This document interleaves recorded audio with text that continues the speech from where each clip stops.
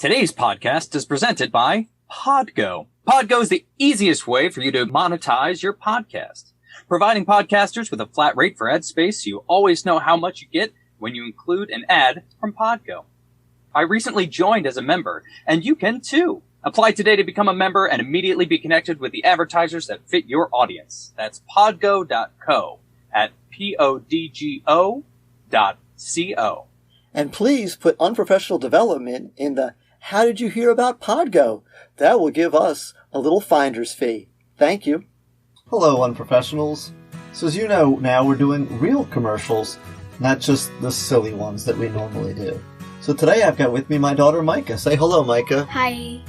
She has an Etsy account. It's called what? Roo Makes Bracelets. Roo Makes Bracelets, okay? We'll put a link in the show notes for you for sure. So she makes some friendship bracelets. She even has one that is kind of an unprofessional bracelet where she's made the unpro letters in the bracelet. So if you need a bracelet, go to Roo's Bracelets. Anything else you want to say about your bracelets? No. Okay. But she's a little kid. She's 11 years old. She's entrepreneuring. You know, support her. And go to Roo's Bracelets. Click the link in the show notes. Thank you. Say goodbye, Micah. Bye. Unprofessionals, we need your help. Mealy and I keep trying to explain to the world how special we are, but they won't believe us. Here's what you can do. Check in the show notes for the link to the People's Podcast Awards. And please nominate us so the rest of the world can realize exactly how amazing we are. Thank you to Podgo and Roo Makes Bracelets for sponsoring us today. This episode is brought to you by Globes. Globes! Confusing flat earthers since 1492. Enjoy!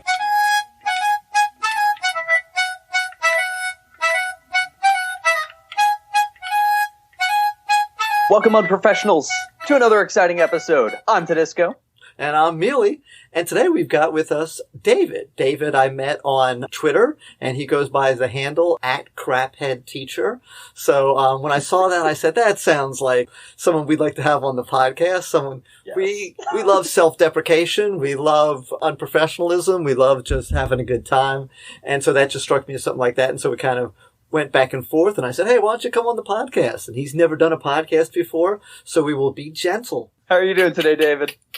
Yeah, I'm doing well. It's been a lovely sunny day here today, so all's good with the world. Okay, and David, another one of our, I seem to connect with a lot of people on Twitter from the UK, and so I'm still not great about all my accents, but I feel like yours is from a northern part. Am I close? Yeah, I am from the northeast of England. Okay. Because there's almost a Scottish-Irish brogue in there, but not quite, I guess. There is some Irish in me way back when. Okay. And yeah, we're not that far from Scotland. Yeah. And I don't know if I've ever shared this before, but I'm 75% Irish. And all right. Yeah. And You never shared that with me, but your skin complexion did give me a hint.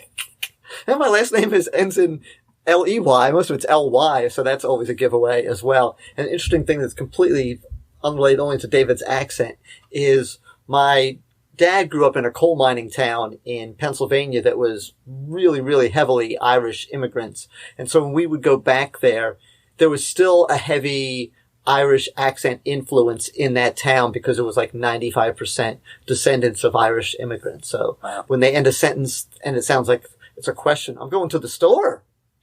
It's like, are you asking me or telling me?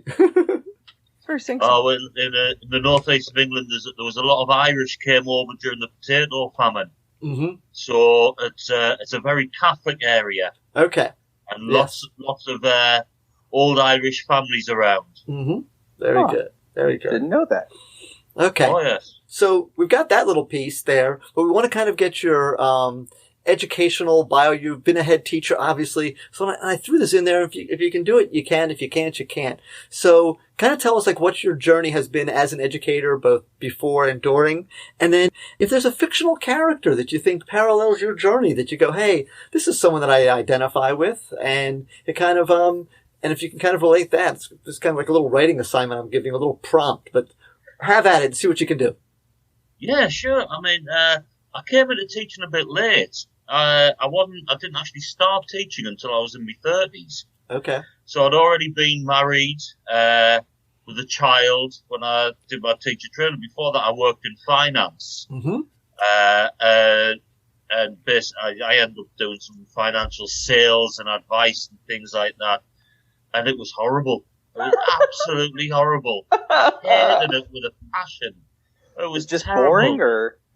Oh, everything was so target driven. And you had to do so many of this and so many of that. And I thought, you know what? It's all numbers and figures. And I'm not about that. I am not about numbers and figures. So I thought, that's enough. I've had enough. So discussed it with my good lady wife.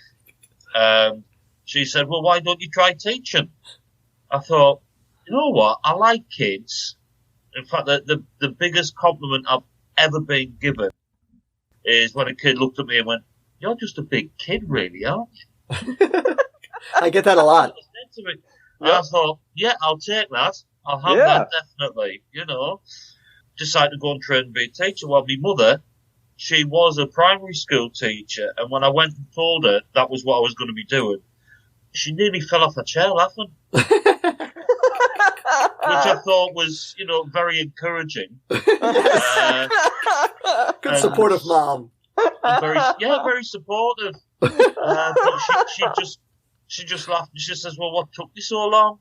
Oh, yeah. And then basically I trained as a teacher, did 4 years at college, worked stacking shelves at a well-known supermarket, and then got my first class teacher job in a primary school.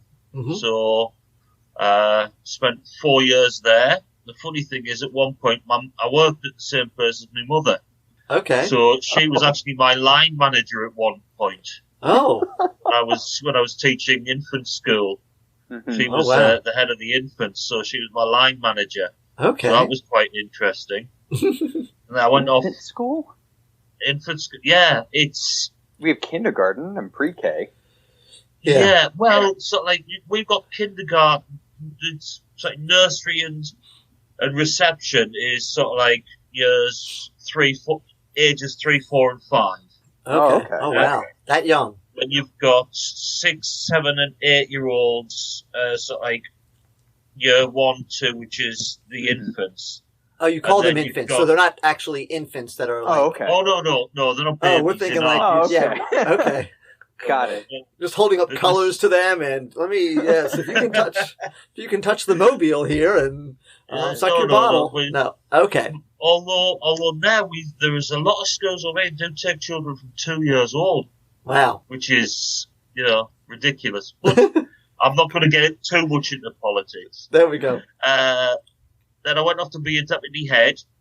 I was a deputy head for 7 years. Okay, so you decided you were so good that everyone should do what you said, and you were better than all the other teachers at telling them what to do? How did you come to that conclusion? No. No, basically no.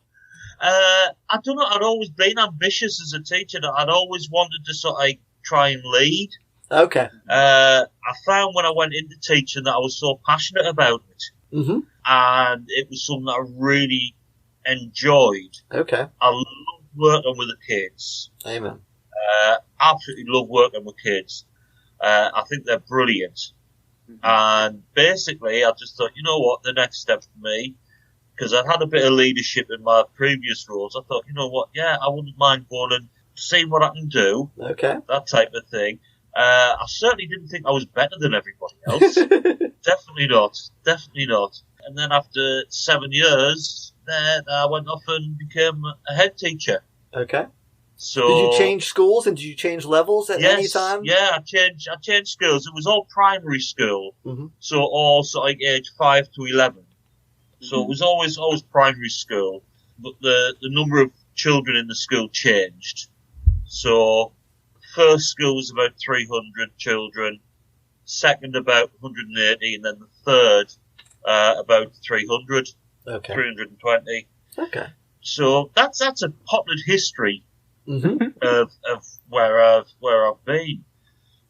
You really threw me with a question about the literary figure. I would love to say something like, James Bond or Jack Reacher or somebody like that. But the only person I could come up with, realistically, was Dr. Watson from Sherlock Holmes.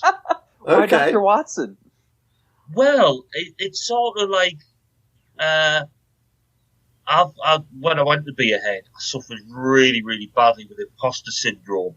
I mean, seriously badly with it, Yeah. And when you're a head, we were part of a lot of different networks of people, and you would go and meet with all of these other head teachers who were doing this, that, and the other, and they were all fantastic, and they could all do, spinning plates on their ears while they're juggling all sorts of things. And I'm sitting there thinking, I haven't got a clue what you're talking about. No idea. No, I don't know what that is. I don't. So I always felt as though I was like, how Dr. Watson always comes across when compared with Sherlock Holmes as being not quite there. Right. He's trying to keep up. Slow. Yeah. Difficult to keep up. But as he goes along, he gets a bit better at it. Mm-hmm. Mm-hmm. So he gets a bit better at what's going on. He understands a bit more about what's happening. And occasionally he does come out with something that's worthwhile. So that was what I came up with for Dr. Watson. So what are some of the things that you're proud of in terms of like, as you became a head teacher, that you think that maybe you were able to instill into the kids or to instill into the teachers, that you say, this is where I can kind of see my fingerprint, or this is kind of where I can see when people talk about me, they say, this is what how he benefited education. Well, I have to say here and now that I'm no longer a head teacher. Right. And what are you now? Well, I'm a supply teacher. Okay. So basically, I stopped being a head teacher in December. Okay. But I was all about relationships. Mm-hmm. That's the bottom line. Relationships. If you've got relationships with the kids, and you've got good relationships with the staff, then that's the foundation to build everything else on. When I took over the school, it had gone through a bit of a rough time. There were rough times to come, but the staff were quite a low ebb, and I focused mainly on building up the relationships. That had a bit of the local authority had been on their backs. Yep. That had a visit from Ofsted, which hadn't worked out that brilliantly. They were quite down. So what my job I saw was basically, first thing, get to know the kids, because it was in a very socially deprived area. Get to know the staff was my very first priority. Yeah, I was going to say, because they've got barriers of trust that are up when it comes to the head teacher, I think. I know we've talked about this in other podcasts, that it can be an adversarial relationship, and sometimes neither side actually really wants that, but because sometimes it feels like there's different agendas on the table there, with it.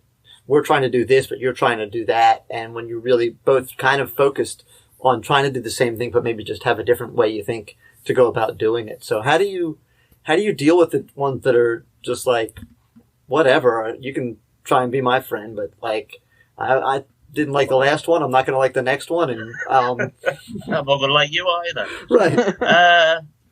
Depends on what you're trying to do, really.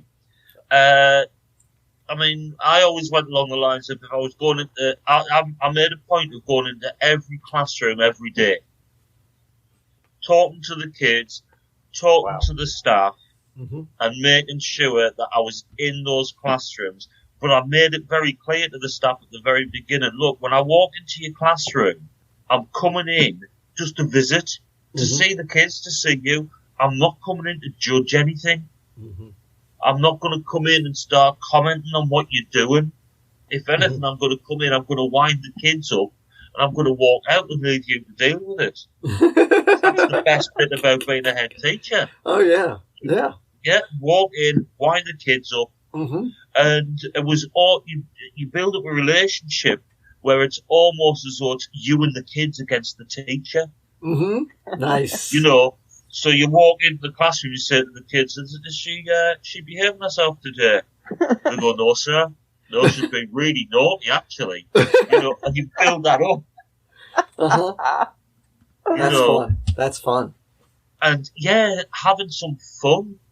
And I would wind the teachers up as well, you know, to build up that relationship. Because it should be fun. Yes. Yeah. For the kids and the staff. Mm-hmm. And, I mean, to be honest with you, the school that I went to, and I've said it numerous times to the staff, when I was there and after I've left, that scenario that you described about them having difficulties and problems, I didn't have it. That's cool. I didn't have that. All the staff was like, yeah, look, we want to change. I think the previous head had some funny ways, quirks that she had. Okay. Which I thought, really? Well, it's always nice to come in after someone unpopular, because then it makes you look good. Yeah. I wouldn't say she was unpopular. Okay, so she wasn't unpopular? Well, she wasn't unpopular, but I think there was a few people had a few tales to tell about her. Okay. You know. So when I went in, I just thought, right, let's have a bit of a laugh. You know. So I walked in and started winding people up and, you know, having a bit of a laugh and a joke. And I always managed, there was one particular teacher, and I always managed to walk into her classroom when she was doing something daft in front of the kids. Every single time. If I walked into the staff room and playtime, she's like, "He did it again, you know.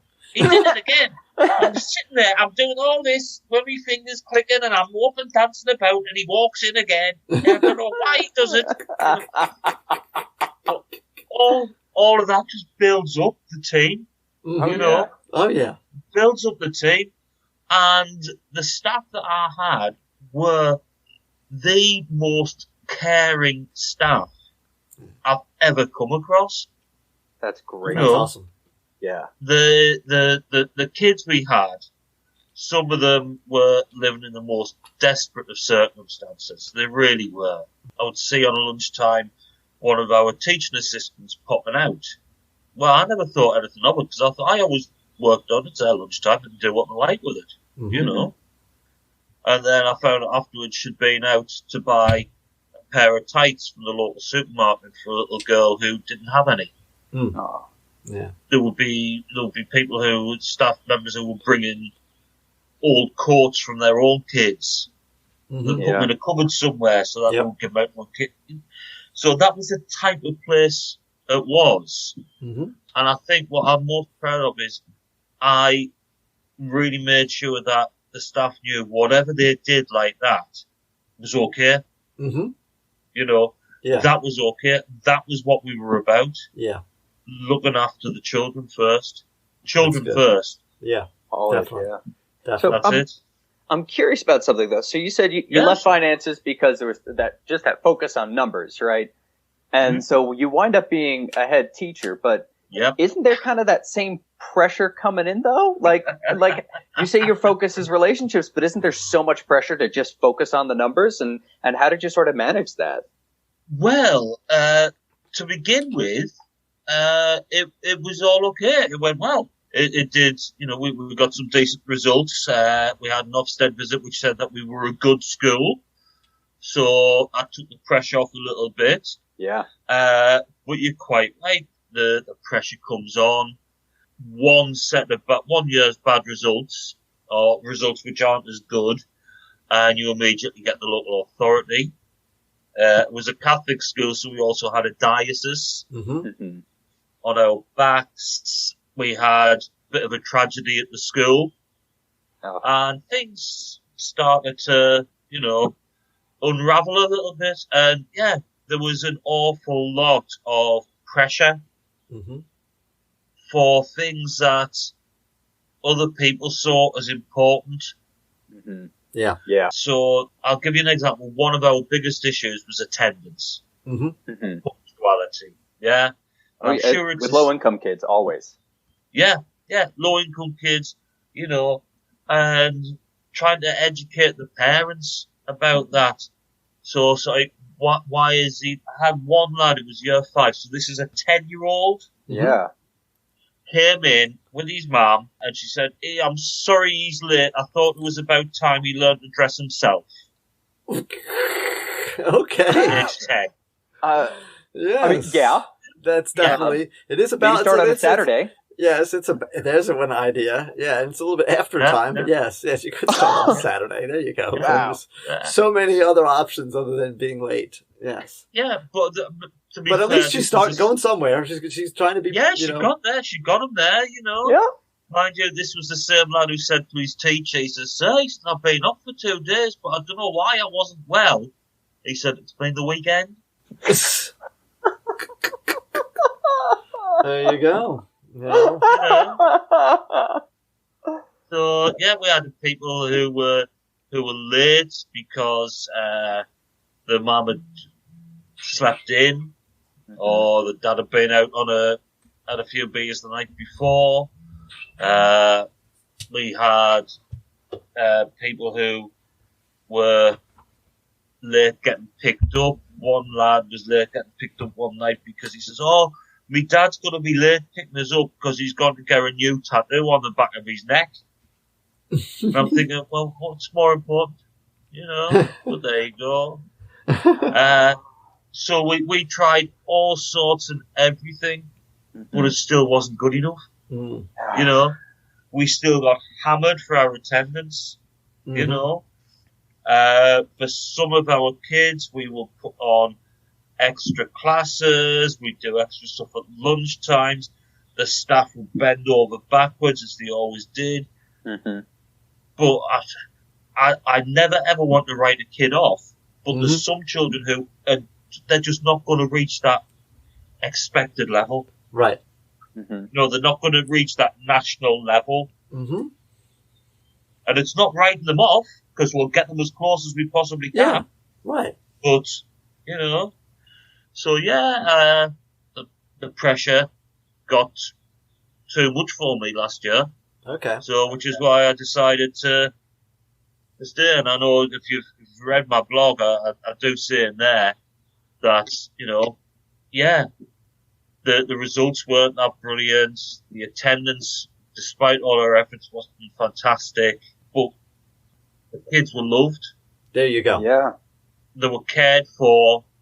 Staff felt supported. They would come to me and they would say, "Can I go for this?" So I had one teacher who asked if he could go for his kids' nativity, and I was like, "Well, yeah, right, of course you can."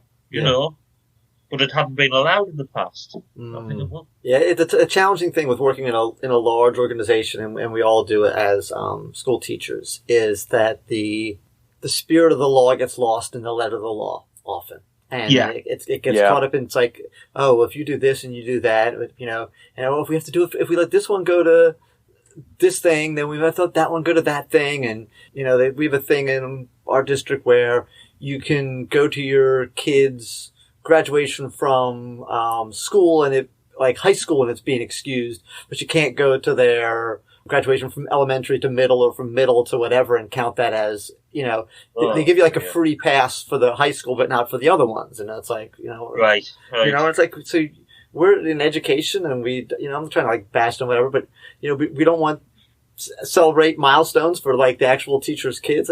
Come on, be reasonable about this, and that letter of that law doesn't help anyway, because we all know that there's teachers that they're going to do what they're going to do, and they're just going to, I'm sick. Oh, yeah. And so you're not actually stopping someone from doing something, you're just causing them to lie. Yeah. I mean, over here it's a bit different because it was more or less at my discretion. So it was a case of, all right then. But the thing about it is that they always paid me back. There you go. without being asked. Yep. Yeah. Yep. Without being asked. They always paid it back in some way. Oh, yeah. You know. Of course. Or you get a teaching assistant who'd say, you know, do you mind if I leave half an hour early tonight because I've got to go and do this with whatever? I'll pay back the time. Yeah. And I'll say, how many times have you already paid this time back? Nice. You know. Aww. I love How it. many times have you already done that? Yes. You know, what time do you start work? Well, officially 8:30. Right, what time did you sign in this morning? Right. Yeah. Oh, right, okay. Yeah. And you used to do that, and I think that had an impact on the children as well. Right. Definitely. Because, you know, the staff felt that they were trusted Yes. to do their jobs. Yes. You're Yeah. trusted to do your job. Yeah. There is So- so much to be said for, I think, a situation like that, you know, and the teachers feeling loved and trusted and respected is going to get so much more out of your kids than sending them all to this training or having them read this book or giving them this new technique. But the fact that they walk in and they are at peace and that they are excited to be there and they know that there's not somebody who's going to like try and catch them doing something minor wrong, the relaxation level comes down, and that translates to the relationship with the kids, which translates to learning, which translates to just so many positive things. We see it now with, you know, all the online learning. You know, we can give kids all the great resources they want, but if there's not a person there to help them with it or make them feel like it's valuable, it doesn't hold value to them. Yeah. Well, education's relational. Mm-hmm. It really is. It's relational. And I mean, you're quite right. I mean, I don't know how much professional development you guys get to do over there. But I want to ask you a question. More than we need to.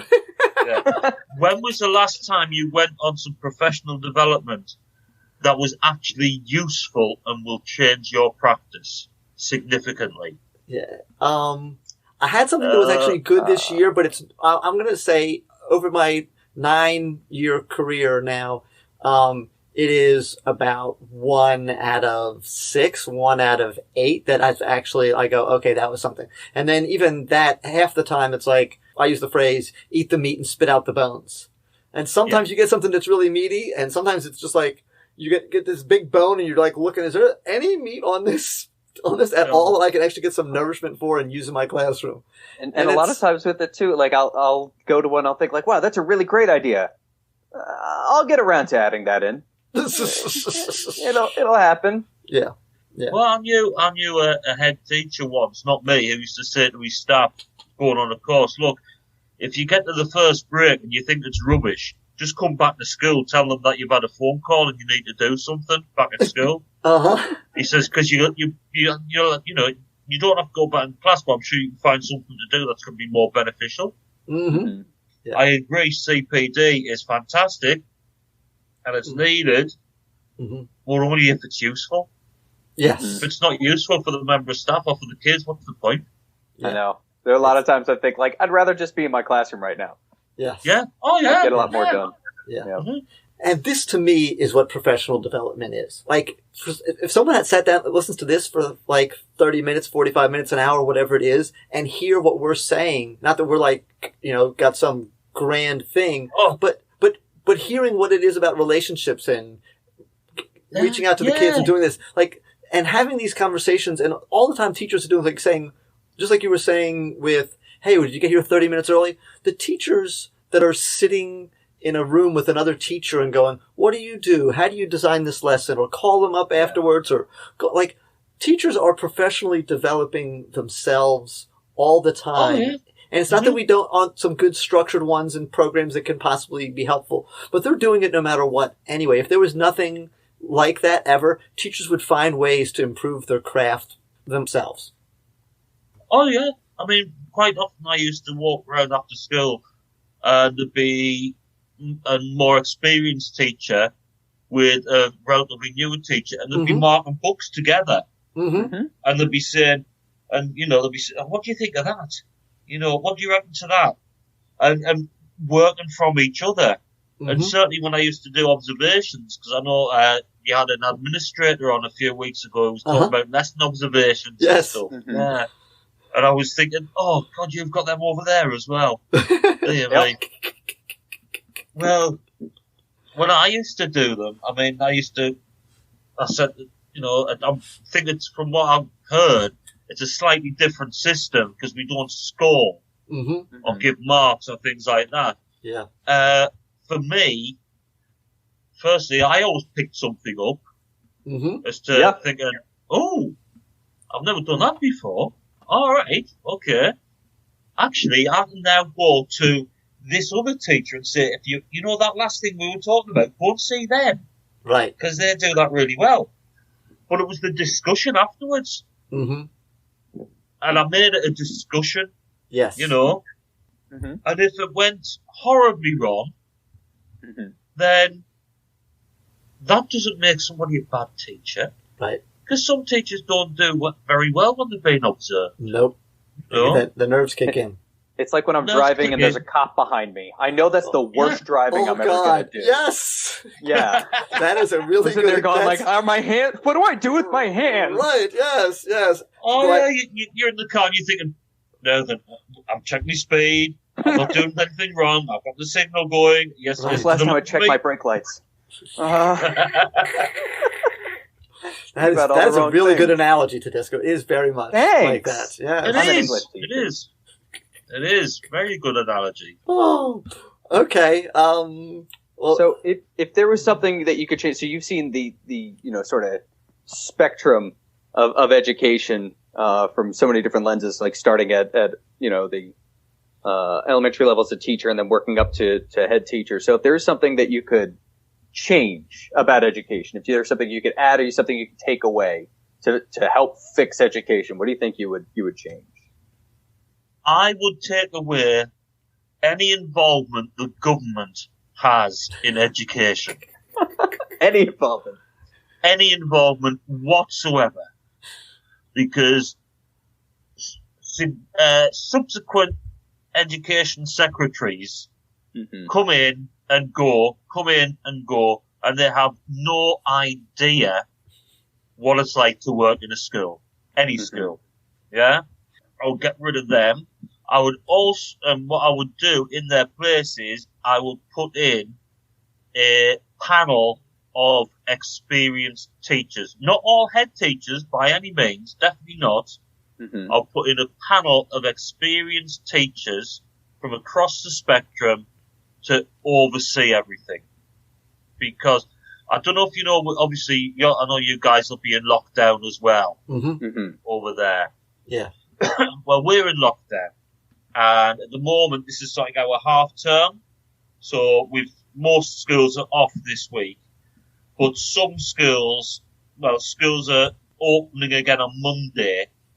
Yep. For some year groups. Yeah. Yeah. June 1st, for those of you that are listening to this at another time. Yeah. June 1st. There you go. In the week before half term, schools were sent from the Department for Education 41 different guidance documents. God. The one for the early years was sent out last Sunday lunchtime. And from what I hear from my friends on Twitter, another 3 guidance documents were emailed to head teachers this morning, which is Saturday the 30th. Yeah, so there's no way to tell what the rules really are, what the expectations really are, and it's just constant. And I'm going to guess out of those 41 documents, there wouldn't possibly be any contradictions in any of those documents with the other documents, right? Of course not.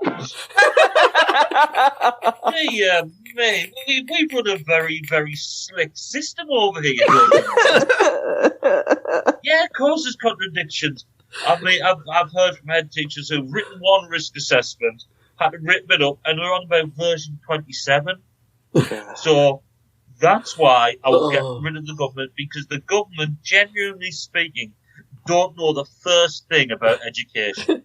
Well, and here's what's interesting too. Like, there are so many professions where that's what happens, right? Yes. Like, if you are a doctor and you mess up, you go in front of a panel of doctors to assess you. Yeah. The bar association is run by lawyers. Yeah. And it's so strange that of all like the professions, teachers are the only one, or one of the only professions where we have no say in how we get judged or how we're affected by policy. Yeah. Oh, And the silly. policy changes constantly. Mm-hmm. And as soon as you think you sorted something out, it would change again. And then, of course, if you've got an election and there's a change of government, regardless of which way it goes, there's a new education secretary comes in who wants to do something different. Mm-hmm. And another one comes who wants to do something different. And schools are sitting there thinking, you know what?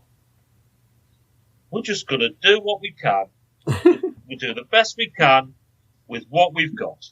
Yep. You know, and in the end, you just think to yourself, let's just see what we can do for the kids, because the government don't have a clue. There you go. You know, And I they give this really don't. I give this advice all the time as well. Not Corona related, but just comes to that with all the different, this one's saying this and this one's saying that. And you do want to like avoid trouble, so you want to try and make sure that you're not doing anything.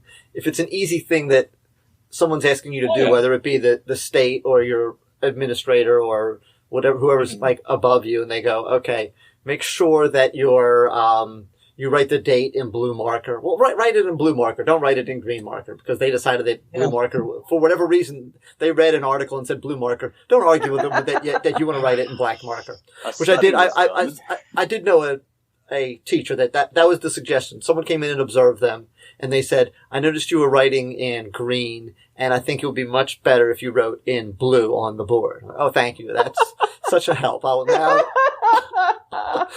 That was the problem. That was it. And I know, but difference does it make? Exactly.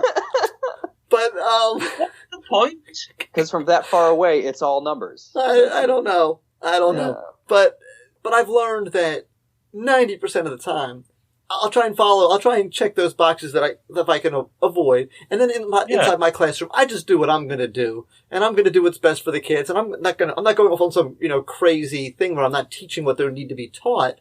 But I'm also, But I'm also going to go, I'm not paying attention to that nonsense. Like that's whatever that is. And we're going to do what we're going to do, Yeah. And sometimes the things is, they come in and they go, oh, that's not in blue marker. You go, oops, my blue marker was dry. I'm sorry. I'll come back tomorrow. It'll be in blue marker. And they're not coming back tomorrow because they're going to someone else's room to tell them to put the blue marker in there. So, it goes through fads. We've had the don't mark it red pen because it's aggressive. I know. Right. I argued with someone that on Twitter yesterday or the day before. That's so silly. Yeah. If red pen is what's going to cause this kid trauma and need to get some kind of mental assistance, then they're too close to the edge already, and the red pen is not the problem. No, the the red pen isn't the problem. No, definitely not. Oh. Alrighty, so we'll come to and we've already had a good time already, and thank you again for all the fun you've brought here. So we like to hear some funny stories, some things where something went sideways or upside down, and as many rooms as you've been in with all those things, I know you've got some. So tell us some stuff that's going to make us laugh and maybe slightly embarrass somebody. All right. Well, one morning I was sitting in my office. And the deputy head came down to the office and said, I'll change her name. What should I call it? Joanne. Okay. Joanne's mum wants to see you. Mm-hmm. It's funny. And I thought, oh, what is it? I knew this woman. She'd been in my office before because her daughter was one of these ones who, she could never do anything wrong, and she had some very, very strange difficulties that she needed help with and all the rest of it. Uh-huh. Yes. I'm thinking, it's not the child, love, it's you. Mm-hmm. It's the mother. Yep. So she comes in. Now, one of the things that sometimes you need to understand about the northeast of England is, despite the cold, sometimes the level of coverage of clothes, shall we say, isn't what it should be. Okay. Right. Yeah? Yeah. Yes. So she had on a jumper which was showing way too much. sitting in my office, 9 o'clock in the morning. And what grade level are we talking here? Like, how old is this child? No, it's the mom that's showing too much. This is the mom you're talking about. The mother, yeah. The mother. Oh. Yeah. Okay. Oh, no. The child was, what, 9? Okay. Yeah. So the mom sits down. I says, how can I help you? And at this point, I'm thinking, I have no idea what you're talking about. I really don't. I says, all right, what for? Well, for something that our Joanne brought into school yesterday. And I'm sitting there, I'm thinking, I've still got no idea what you're talking about. No idea. I said, all right. I says, and what was that? She said, she brought a condom into school. Oh! And I'm sort of, right, okay. And the mum then carried on. The mum said, yes, she got it out of my bedside table and brought it into school to show her friends. And she's been telling them all that I've got these because I have a lot of sex. Oh, wow. Now, I'm sitting there and, you know, when the first thing that springs to mind is, really? Yes. Or sort of like, congratulations. You know, what do you want? Same thing. Yes. So, and then she was sort of like, so I had a word with the child and said, you know, where did you put it? And it turned out she put it in one of the sanitary bins in the toilet. So, okay. Then the woman went out, and I'd sent to the child. But I'm just thinking, you know, why come in and tell me? Yes. I didn't know anything about it. No teacher had come to me and told me. Oh. I didn't have a clue. Okay. I didn't have a clue. Goodness. And now the two of you are married. Is that true? No.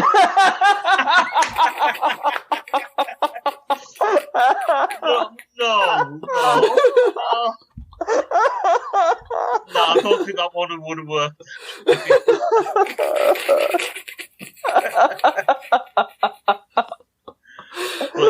yeah. Oh my goodness. We also had one time when the secretary called me into my room with a little plastic bag. It was only very small and said, one of the parents has just dropped this in the outside the office. She says, I think I know what it is, but I'm not entirely certain.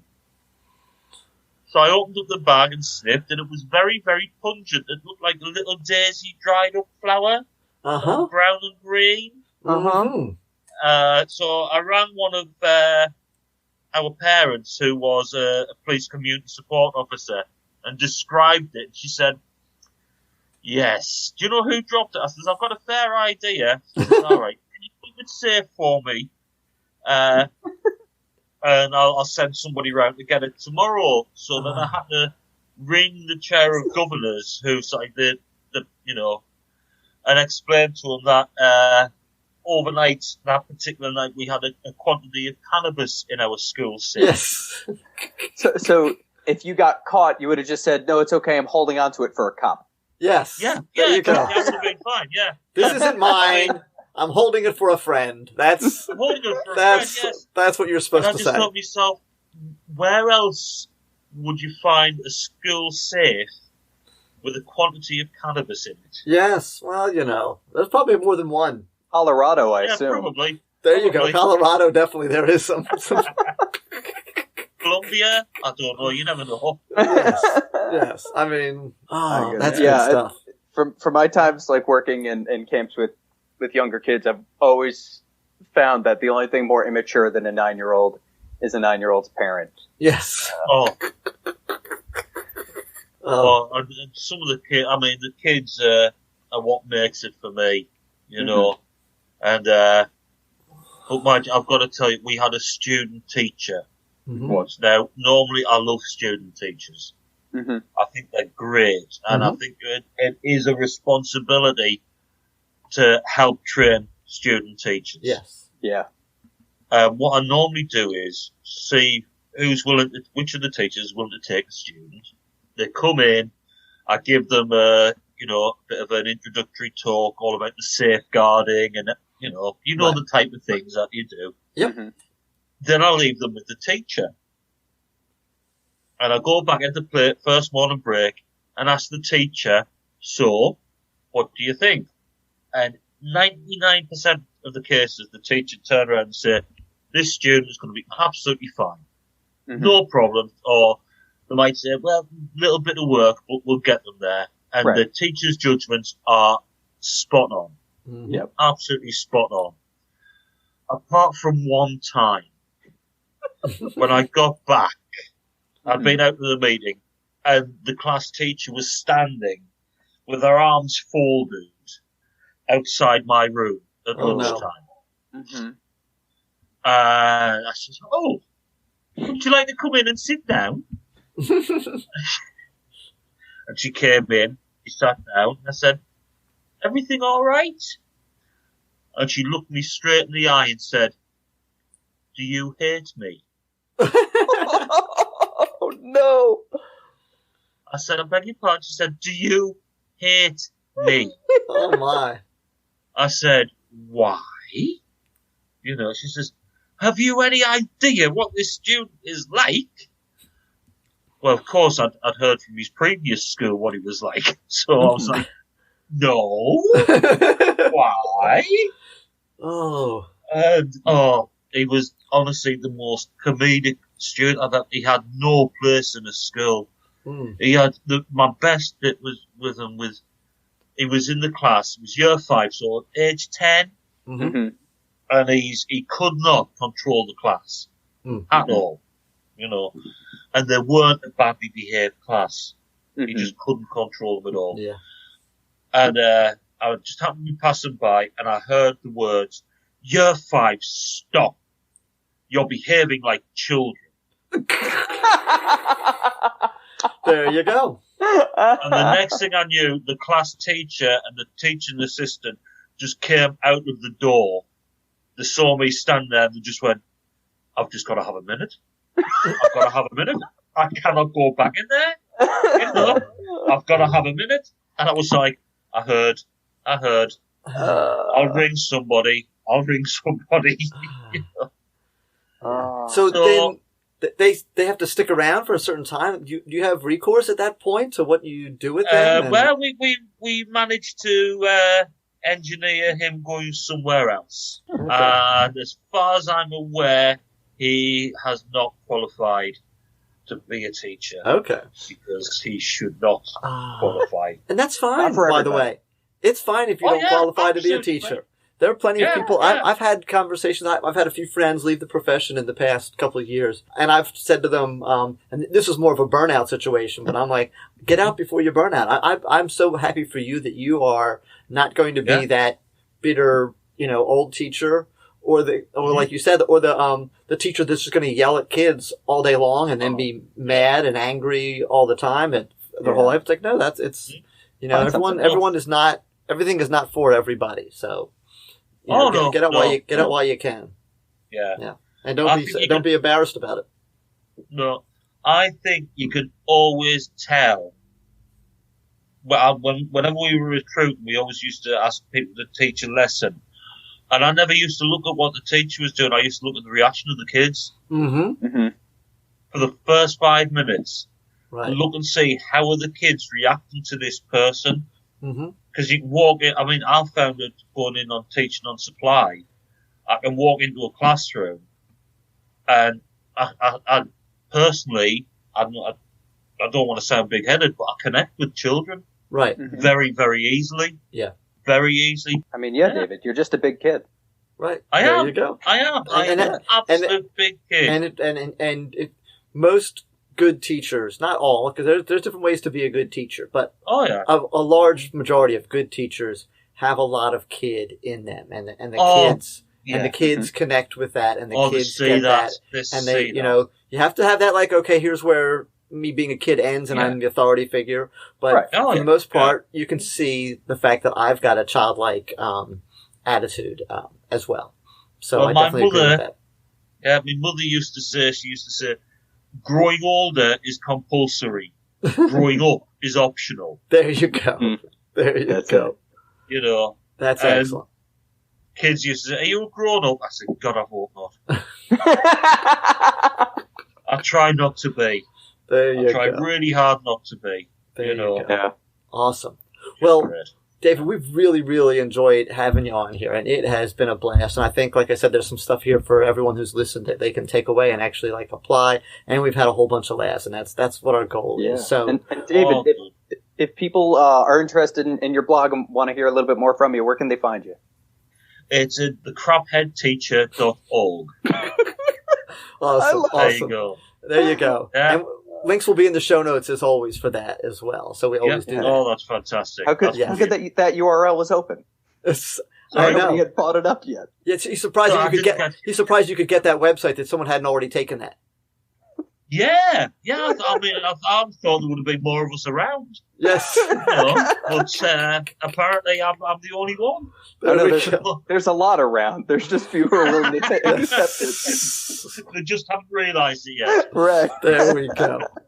All right. Well, thank you guys again. Thank you, David, for being here. And we always end by saying, stay unprofessional, which seems really appropriate today. All right. Yes, I will do my very best. Thanks very much for your time, Jeff. Thank you. Thank you for listening. Don't forget to like, follow, subscribe, comment, and all the rest. Our guests next week will be Che and Pav of the Staff Room Podcast. Here's a taste of the future with Che and Pav. I don't know when we're going to get to Asia or Australia, but we're working our way around the globe. Okay, you are going international. That is awesome. Yeah, when we interview is either from Canada, the UK, or Pennsylvania, and we're from neither of those places. So I don't know how it keeps happening. I will brag a little bit, and you guys are podcasters, and I don't know how much you look at your stuff and what all stats you've got and how long you guys have been doing it, because we can kind of get into that. But we actually technically have downloads in 28 countries now, and that's just blows my mind that the internet works that way. And you're like, how did someone in Morocco decide to download this podcast? I don't know anything about Morocco. I remember the first time we saw, somewhere other than U.S. and Canada, and I was just like, how did we get there? Who told them? So very particular Google search. Yes, I know. So in case you haven't figured out, Che and Pav are fellow podcasters. They're up in Canada, and I've met them on the Twitter and listened to their podcast, and we just had some different interactions, and we'll kind of probably get into some of the details as we go there. But before we get to that, one of you is a gym guy, and Pav, I should know what you teach, but I have no idea what you teach. I'm sure I've heard it, but then it didn't stick in my brain. I'm the same. I got to ask her every morning. What are you teaching again? Yes, children is what she teaches. Give me a clue. Give me a clue. I'm Wonder Woman. I teach everything. There you go. So, how to block bullets with bracelets. That's always a good skill. Yeah. And the lariat of truth. Whenever people ask me, what do you teach? I just say not much. Yes. Not much. No. Yes. Nothing today. No. Definitely not. No. So we're ready for another day of free time. Free time.